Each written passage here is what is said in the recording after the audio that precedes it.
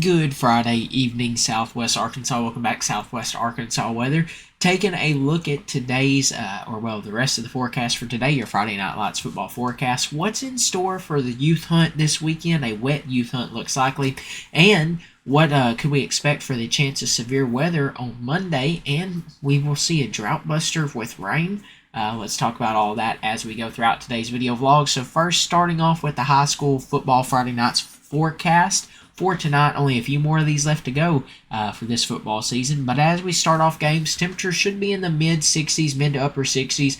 There will be a 10% chance of rain throughout the night or throughout the evening tonight or today because of a chance of a few isolated showers. But for the most part, mostly cloudy skies. A few peaks of sun will be likely, probably across northern portions of our coverage area where we are seeing some clearing and have seen clearing throughout the day, but temperatures will continue to cool down. By halftime, temperatures will be in the lower 60s across the area. A few mid-60s will be possible. Then by the fourth quarter, we'll be around 60 degrees for a good average throughout the day, throughout the games there as they're coming to an end. A few upper 50s will be possible there as well. An east to northeast wind will be likely at 5 miles per hour or up to 5 miles per hour there for your Friday Night Lights football forecast. Now, as we head into the youth hunt for Saturday, some scattered thunderstorms will be likely throughout the day. 40% chance of rain increasing to 50% chance by the evening. I would say that could increase in the evening depending on mainly if you go to northwestern portions of the coverage area.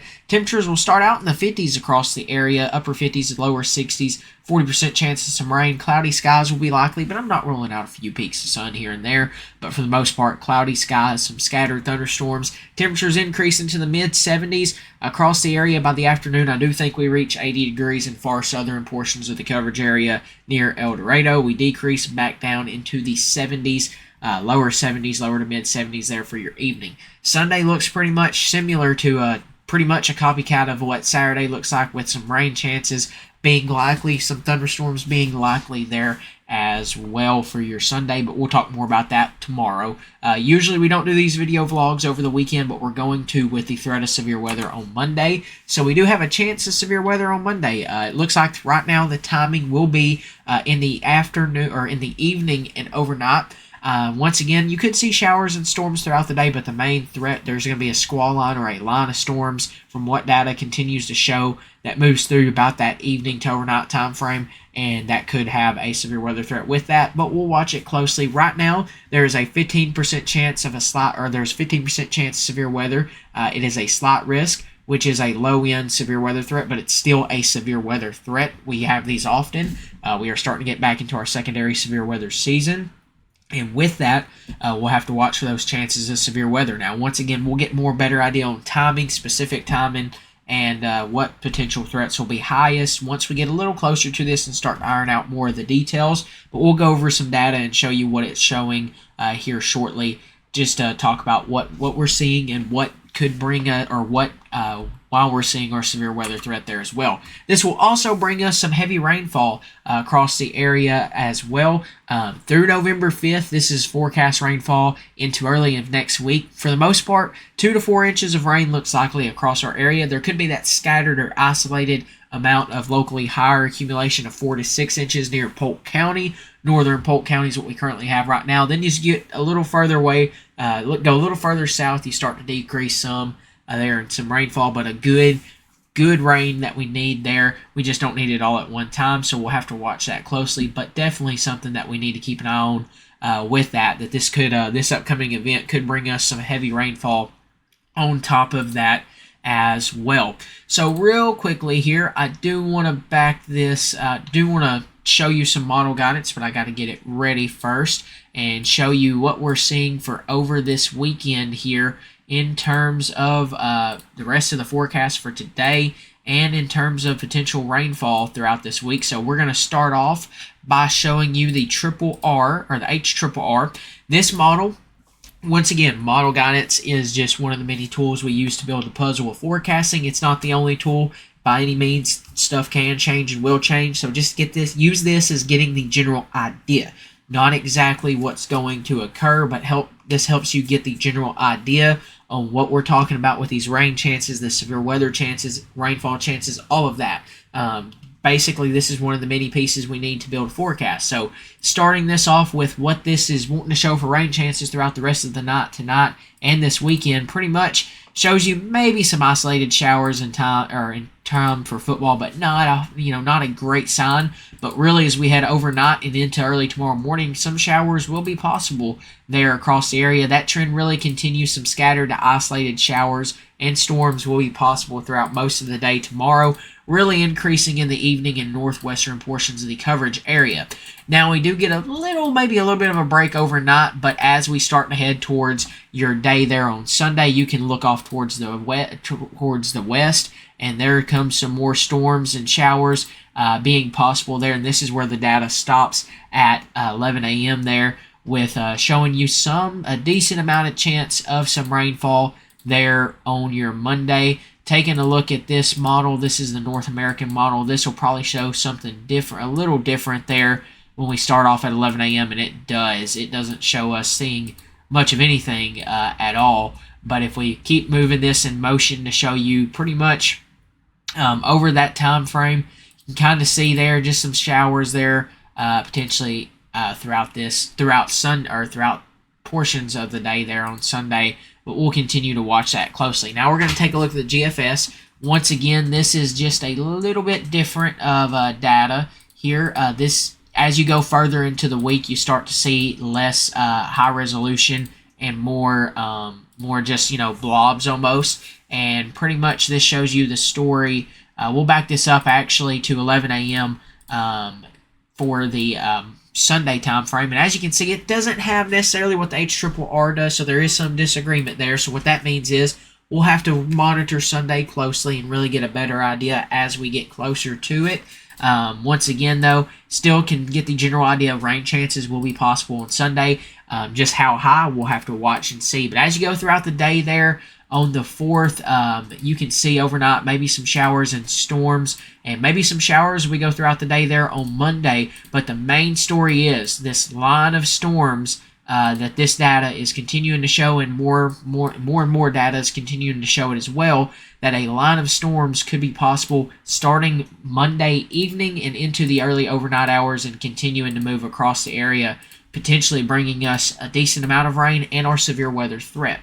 Real quickly, I do want to show you what dew points look like with this, and also take a look at this. Once that cold front comes through, we start to dry back out across the area, and this cold front will be pretty strong. Will probably be a little stronger. This system's a little stronger than what we had Thursday from what we're seeing with data and guidance and all of that. But what I want to get across to you here is this is dew points. This basically shows what potential moisture value or content we could have, and you need moisture to get you some sort of precipitation or something of that nature there, and as we can go throughout that time frame, you can see that precipitation, or not the precipitation, but the dew point values are definitely there. So we'll have moisture for this to come with, and we'll continue as that line moves through. Your severe weather threat will come to an end more than likely there, or as that cold front passes you. But that continues to show the case that, hey, we're going to probably start to cool down. If I take a look at temperatures,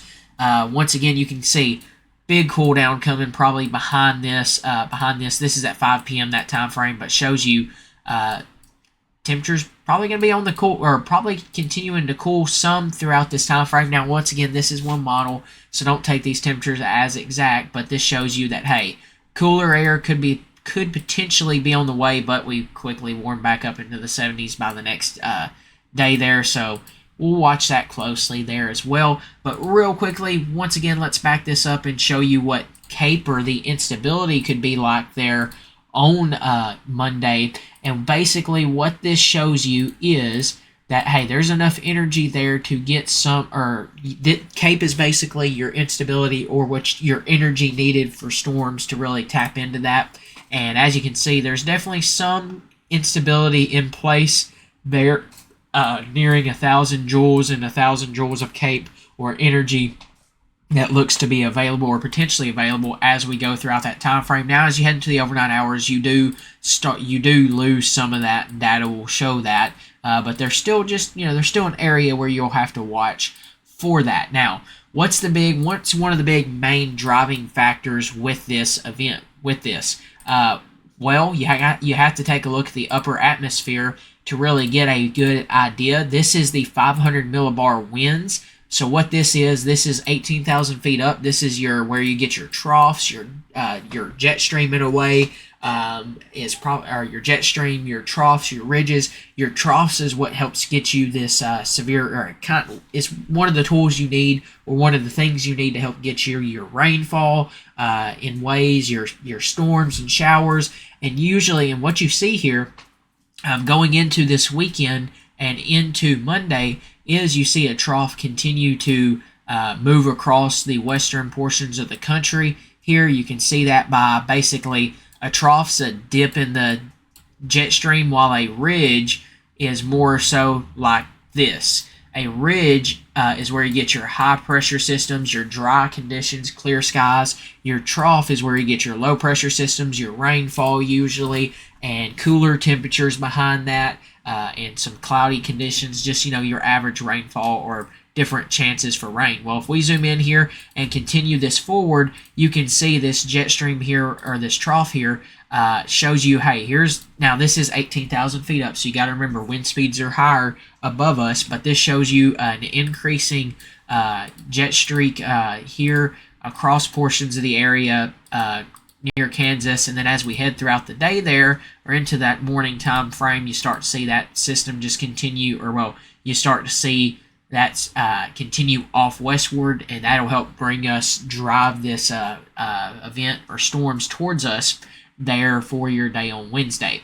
I know that's a little confusing. I don't want to get too technical, but that's just one of the many tools that you have available to you. You can go higher up in the atmosphere or lower down, but once again, we'll continue to keep a close eye on that there as well, and we'll continue to keep you updated with the newest on those chances of severe weather. Once again, just remember, there's a decent amount of heavy rainfall with this,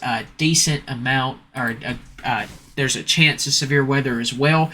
Wet weekend could be in store for your youth hunting and for deer season for this weekend, that is, and also going to be watching, tonight with those isolated rain chances. I don't think we see any widespread rain chances, but just keep a close eye on the radar. Could have an isolated shower or two, but not expecting anything majorly heavy by any means. But once again, continue to stay weather aware for Monday. As we get closer, we'll start to get better general picture or ideas to really get a good understanding of what we could potentially get. Now, once again, we'll have more updates as we get closer. We'll have more updates on timing, potential threats, and all of that. Now is just the time to watch. Be ready. Just put that in your mental or your mindset that, hey, we got a chance of severe weather Monday evening and overnight. Just start to brainstorm those ideas for your severe weather plans. Just get in that mode and get ready to look for more updates as we get closer. As always, check us out over on Facebook and Instagram. Big thanks as always to Fort Smith Therapy, J&S Auto Supply, Terry's Place, Palmer's Roofing, J&S Auto Supply, Terry's Place, Fort Smith Therapy, Tan Energy and Nutrition for all they do to help us get this information to you guys. Make sure to check them out as well. And as always, have a good rest of your Friday. And thank you guys very much for trusting us right here with your source for all things Southwest Arkansas weather.